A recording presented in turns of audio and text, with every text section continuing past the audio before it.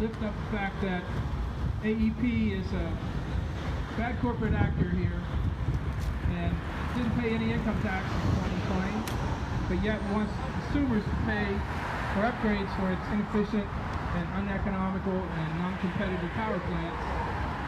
So today we have some speakers for you.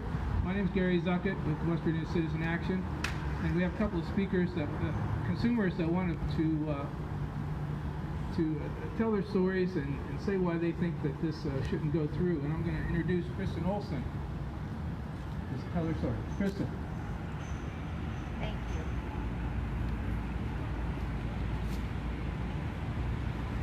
My name is Chris, and I'm a Kanawha County resident, a single mother, and a community outreach teacher. I'm an AEP ratepayer. I'm here today to tell AEP and the Public Service Commission that my utility bills are already too high. My AEP bill is a stifling $140 already. That's up from $55 monthly bill that I paid back in 2006. That's a rate increase of over $150 and over 150% over these last 15 years. And now AEP wants to raise my bill again? Are you kidding me? And the Public Service Commission wants to approve this rate hike? Raising my power bill would take food out of my children's mouths. It's wrong to put this undue burden on the backs of hardworking West Virginia ratepayers like myself, who are already struggling to make ends meet, living paycheck to paycheck. If AEP wants to alter its plans to keep them open till 2040, fine. Then their stockholders should pay for it. They are the ones who will be benefiting from it. 40% of West Virginia's AEP ratepayers are poor and low income. That's a total of 710,000 West Virginia residents like me who are already struggling to pay their utility bills. This rate hike would impact my monthly spending. It might not mean that much to some people, but there are 710,000 of us whose daily lives would be impacted by this rate hike. Isn't that enough to matter to you? And winter's right around the corner. Power bills will be going up as the cold weather sets in.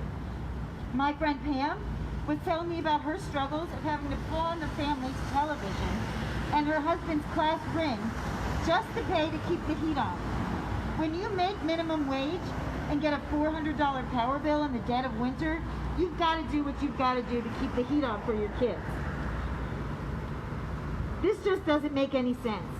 It's like robbing from the poor to give to this rich corporation. Thank you.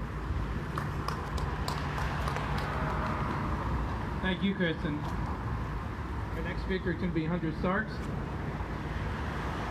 Thank you, Hunter. Hi, my name's Hunter Starks. I don't have anything really wild or crazy to say. I was born and raised here. I'm a solo parent as well. Basically, I just have a question.